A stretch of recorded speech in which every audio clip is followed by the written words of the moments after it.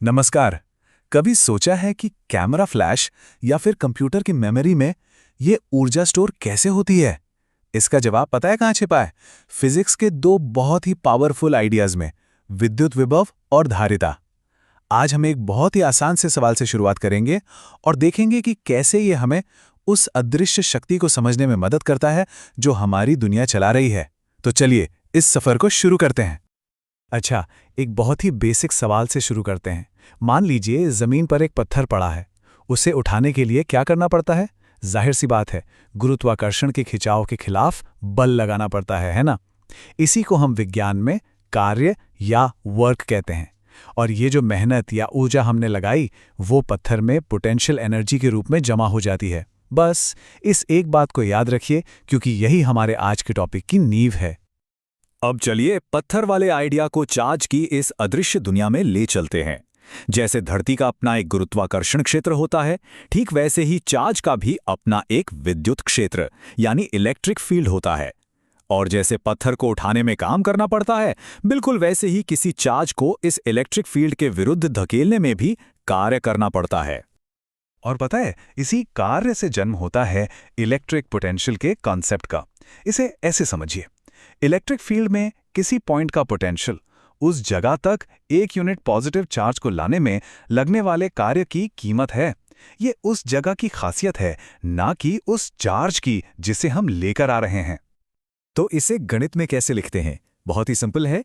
V बराबर W/Q, मतलब potential का सीधा सा मतलब है हर एक यूनिट चार्ज पर किया गया काम। मान लीजिए अगर 1 कूलम चार्ज को किसी पॉइंट तक लाने में 1 जूल का काम करना पड़ा, तो हम कहेंगे कि उस पॉइंट का पोटेंशियल 1 वोल्ट है। तो पोटेंशियल के बारे में हमें क्या याद रखना है? पहली बात, ये एक स्केलर क्वांटिटी है, मतलब इसकी कोई दिशा नहीं होती, जिससे कैलकुलेशन बहुत आसान हो जाती है। दूसरी, इसकी यूनिट वोल्ट है, एक नाम जो हम सबने सुना है। और जैसा भी हमने समझा, 1 वोल्ट का सीधा मतलब है 1 जूल प्रति कूलम। तो सवाल ये उठता है कि किसी एक अकेले चार्ज की वजह से किसी पॉइंट पर पोटेंशियल कितना होता है। उसके लिए फिजिक्स का ये एक फंडामेंटल फॉर्मूला है।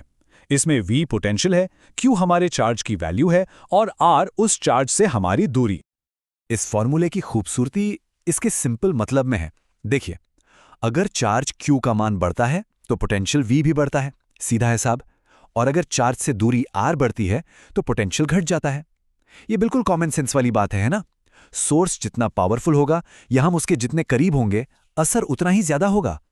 अब तक हम पोटेंशियल को नंबर्स और फॉर्मूलों से समझ रहे थे, पर क्या हम इसे देख सकते हैं? क्या हम इलेक्ट्रिक फील्ड का एक नक्शा, एक मैप बना सकते हैं? जी हां, बिल्कुल। ठीक वैसे ही जैसे एक पहाड़ी इलाके के मैप पर समान ऊंचाई वाली जगहों को जोड़ने वाली रेखाएं होती हैं, वैसे ही हम इलेक्ट्रिक फील्ड का मैप बनाने के लिए समविभव पृष्ठों का इस्तेमाल करेंगे। तो ये समविभव पृष्ठ यानी इक्विपोटेंशियल सरफेस क्या होते हैं? जैसा कि नाम से ही साफ है, ये ऐसी सतहें हैं जहां हर एक पॉइंट पर पोटेंशियल एक बराबर होता है। इसका एक शानदार नतीजा ये है कि इन सतहों पर किसी चार्ज को घुमाने फिराने में जीरो काम करना पड़ता है। इनकी एक और खास बात है, ये हमेशा इलेक्ट्रिक फील्ड के परपेंडिकुलर होते हैं, और जहां ये पृष्ठ पास पास होते हैं, समझ लीजिए वहां इलेक्ट्रिक फील्ड बहुत स्ट्रांग है। इसे और आसानी से समझने के लिए एक अकेले पॉइंट चार्ज की कल्पना कीजिए। उसके चारों ओर इक्विपोटेंशियल सरफेस कैसे दिखेंगे? बिल्कुल एक प्याज की परतों की तरह, एक के अंदर एक गोल गोले। हर गोले पर पोटेंशियल की वैल्यू एक जैसी होती है, और जैसे जैसे हम सेंटर से दूर जाते हैं, पोटेंशियल की वैल्यू कम होती जाती है। तो हमने पोटेंशियल का एक नक्शा तो बना लिया, पर इससे हमें इलेक्ट्रिक फील्ड के बारे में क्या पता चलता है? यहीं पर एक बहुत ही खूबसूरत रिश्ता सामने आता है, जिसे हम इस एक लाइन में कह सकते हैं, इलेक्ट्रिक फील्ड पोटेंशियल का ढलान है। जैसे पहाड़ की ढलान बताती है कि पानी किधर बहेगा, ठीक वैसे ही पोटेंशियल की ढलान बताती है कि इलेक्ट्रिक फील्ड किस दिशा में है और कितना मजबूत है। गणित में इस ढलान को हम ऐसे लिखते हैं, E बराबर माइनस dV/dx। अब घबराइए नहीं, इसका सीधा सा मतलब है कि जहां पोटेंशियल में तेजी से बदलाव आता है, यानी ढलान ज्यादा है, वहां इलेक्ट्रिक फील्ड बहुत शक्तिशाली होता है। और ये जो माइनस साइन है, ये बस ये बताता है कि फील्ड की दिशा हमेशा ऊंचे पोटेंशियल से नीचे पोटेंशियल की तरफ होती है। तो हमने पोटेंशियल और इलेक्ट्रिक फील्ड के इस अदृश्य नक्शे को समझ लिया है, लेकिन ये सब जानने का असली फायदा क्या है? याद है हमने पोटेंशियल एनर्जी की बात की थी। क्या हम इस इलेक्ट्रिक एनर्जी को कहीं जमा कर सकते हैं ताकि बाद में इस्तेमाल कर सकें? बिल्कुल। और यहीं से हमारी कहानी में एंट्री होती है एक नए हीरो की, संधारित्र यानी कि कैपेसिटर। धारिता जैसा नाम से ही लग रहा है, किसी कंडक्टर की चार्ज को धारण करने की यानी होल्ड करने की क्षमता है। इसे आप पानी की एक बाल्टी की तरह सोच सकते हैं। हर बाल्टी की पानी रखने की एक कैपेसिटी होती है, ठीक वैसे ही हर कंडक्टर की चार्ज को रखने की एक धारिता होती है। इसे मापने का फॉर्मूला है C/Q/V। ये हमें बताता है कि एक निश्चित पोटेंशियल या वोल्टेज देने पर कोई कंडक्टर अपने ऊपर कितना चार्ज Q जमा कर सकता है। इसकी यूनिट महान वैज्ञानिक माइकल फैराडे के नाम पर फैराड रखी गई है। वैसे फैराड एक बहुत बड़ी यूनिट है, इसलिए असल जिंदगी में हम माइक्रोफैराड या पिकोफैराड जैसी छोटी यूनिट्स का इस्तेमाल करते हैं। तो धारिता तो एक प्रॉपर्टी है, पर वो डिवाइस क्या है जिसे हम खास तौर पर इसी काम के लिए बनाते हैं? वो है संधारित्र यानी कैपेसिटर। तो आइए अब इस छोटे से लेकिन बहुत शक्तिशाली डिवाइस के अंदर झांकते हैं। देखते हैं ये कैसे बनता है, इसे सर्किट में कैसे जोड़ते हैं और ये कितनी ऊर्जा अपने अंदर जमा कर सकता है। सबसे कॉमन कैपेसिटर होता है पैरेलल प्लेट कैपेसिटर। बस दो प्लेटें एक दूसरे के सामने रखी होती हैं।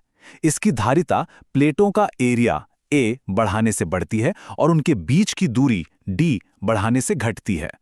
पर इसे और पावरफुल बनाने का एक जादुई तरीका है। अगर हम प्लेटों के बीच में कोई डाइलेक्ट्रिक पदार्थ डाल दें तो धारिता सीधे K गुना बढ़ जाती है। यह एक छोटा सा बदलाव डिवाइस को कहीं ज्यादा शक्तिशाली बना देता है। असल सर्किट्स में हमें कैपेसिटर्स को एक साथ जोड़ना पड़ता है। इसके दो मेन तरीके हैं। जब हम उन्हें सीरीज में यानी एक लाइन में जोड़ते हैं तो टोटल कैपेसिटेंस घट जाती है, पर हर कैपेसिटर पर चार्ज एक बराबर रहता है। और जब हम उन्हें पैरेलल में जोड़ते हैं तो ये बहुत आसान हो जाता है। टोटल कैपेसिटेंस बस सीधे सीधे जुड़ जाती है और हर कैपेसिटर पर वोल्टेज एक बराबर रहता है। तो सबसे बड़ा सवाल, ये सारी एनर्जी जाती कहाँ है? ये कैपेसिटर की प्लेटों के बीच मौजूद इलेक्ट्रिक फील्ड में जमा होती है। और कितनी एनर्जी? उसे हम इस फॉर्मूले से मापते हैं, U = ½CV²। और यही है वो संचित शक्ति जिसकी बात हमने बिल्कुल शुरू में की थी, वो एनर्जी जो एक पल में निकलकर कैमरा फ्लैश चमकाती है या आपके कंप्यूटर को चलाती है। तो हमने इस पूरे सफर को तय कर लिया है। अब अगर इन सभी कॉन्सेप्ट्स का सार समझना है या फिर एग्जाम की तैयारी करनी है तो आइए उन 5 सबसे जरूरी डेरिवेशंस पर एक नजर डालते हैं जो इस पूरे चैप्टर की नींव हैं। ये हैं वो 5 सबसे जरूरी डेरिवेशंस। एक पॉइंट चार्ज और एक डाइपोल की वजह से पोटेंशियल, इलेक्ट्रिक फील्ड और पोटेंशियल के बीच का गहरा रिश्ता, डाई इलेक्ट्रिक वाले कैपेसिटर की कैपेसिटेंस और आखिर में कैपेसिटर में जमा होने वाली एनर्जी। अगर ये समझ आ गए तो समझिए कि इस चैप्टर पर पकड़ मजबूत है। तो आज हमने अदृश्य कार्य से लेकर संचित शक्ति तक का सफर पूरा किया। अगली बार जब भी कोई अपना फोन इस्तेमाल करे या घर का पंखा चलाए तो एक पल के लिए सोचिएगा, आज हमने जिन सिद्धांतों को सीखा वही सिद्धांत इन सभी डिवाइसेस के अंदर ऊर्जा को जमा करके बैठे हैं और हमारी दुनिया को चला रहे हैं। अब जरा सोचिए, ये छिपी हुई ऊर्जा हमारे चारों ओर और कहां-कहां मौजूद है।